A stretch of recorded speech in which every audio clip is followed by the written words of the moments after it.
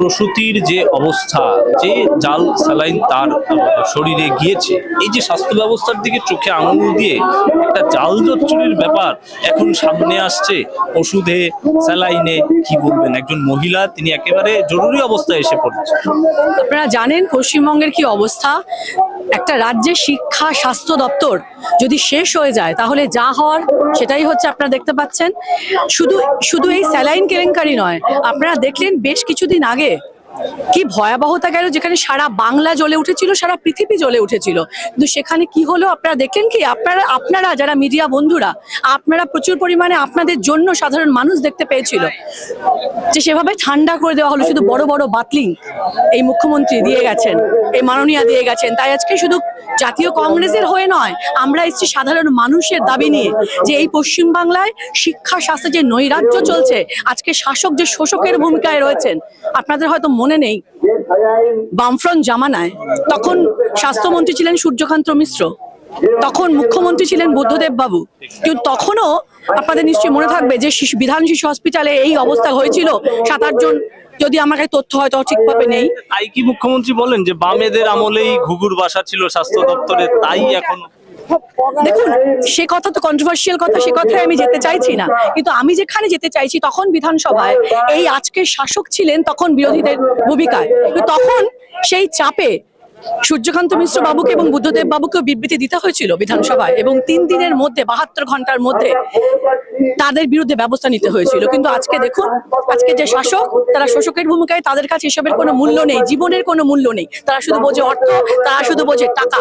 তাই চারিদিকে কেলেঙ্কারি আপনারা দেখছেন, এবং সাধারণ মানুষের গর্জে ওঠার সময় এসে গেছে। শেষ প্রশ্ন করবো, মানবিক প্রশ্ন। এই যে এসএসকেএম এ তাকে তড়িঘড়ি বিশেষ অ্যাম্বুলেন্সে নিয়ে আসা হলো, এরপর তার স্বাস্থ্যের অবনতি হলে কংগ্রেস কি আরো মুভমেন্ট করবে? অন্তত মহিলা হিসেবে আপনি কি বলবেন?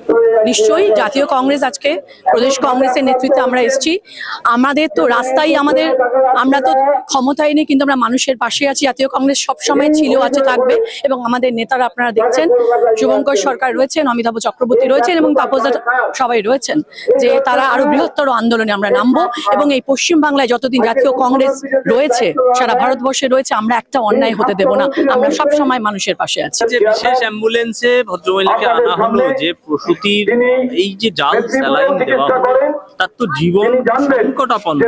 এই অবস্থায় দাঁড়িয়ে আজকে স্বাস্থ্য ব্যবস্থা কি প্রশ্নের মুখে নয়? আমি বলছি, জাল ওষুধ, জাল স্যালাইন, কোথায় গরিব মানুষের ভ্যাকসিন? বাচ্চাদেরও জীবন কি? আমরা একটা বাচ্চা জন্ম নেয়, সে কত বড় অবস্থায় যেতে পারে, সে কত নামী হতে পারে, কিন্তু তাদের জীবন আমরা অবসান করে দিচ্ছি এই ভেজালের জন্য।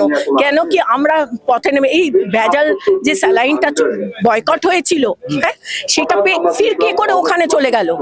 একটা জন্ম দিচ্ছে মা, তাকে এই ভেজাল স্যালাইন দিয়ে তার জীবন তো সংকটে। এর এর এর যে প্রবলেমটা কে সলভ করবে? কেউ করবে তো? সে তো আমাদের স্বাস্থ্যমন্ত্রী। তাকে স্বাস্থ্যমন্ত্রী যে দুটো কথা বলা হচ্ছে, যে 10 তারিখ বন্ধ করতে স্বাস্থ্য ভবনের নির্দেশ ছিল, এবং তাকে তো বিশেষ অ্যাম্বুলেন্সে নিয়ে আসা হয়েছে। তার মানে একটা, শুনুন না, এটা ঘোটালা। ওইটা দেখাবো, আপনাদের চোখ আছে, ওই চোখটাকে আড়াল করে, ওই আড়ালের পেছনে এইগুলো ঘোটালা, ওগুলো কিচ্ছু না। যেমন আরজি করের ঘোটালাটা ধামাচাপা হয়েছে, যে দোষী তার কিছু হয়নি, এখানেও সেম হবে। এই স্বাস্থ্য দপ্তর মন্ত্রী, ওনার বয়কট ইমিডিয়েট, ওনাকে রিজাইন করা উচিত। কেন কি ওনার দ্বারা চলছে না। জীবনটা অবসান করার ওনার দায়িত্ব না। আর মানুষ বেঁচে রয়েছে অনেক কষ্টে, একটা চাকরি নেই, একটা কিচ্ছু নেই, তাও বেঁচে রয়েছে। তারা একটা সরকারি হসপিটালে গিয়ে এইরকম ভাবে জীবন দিতে হবে? মুখ্যমন্ত্রী তো বলে বাম আমলের ঘুঘুর বাসা, স্বাস্থ্য দপ্তরে তো বাম আমলের ঘুঘুর বাসা রয়ে গিয়েছে। আগের কংগ্রেস ছিল, বাম ছিল, তাদের যে ঘুঘুর বাসা এখনো স্বাস্থ্য দপ্তরে। শুনুন, ওনাদের পক্ষে না সব মুছে নতুন ভাবে তৈরি করছে। যতই বল কংগ্রেস ছিল, কোথায় কংগ্রেসকে নিয়ে এরকম হয়েছে কি দেখেছেন?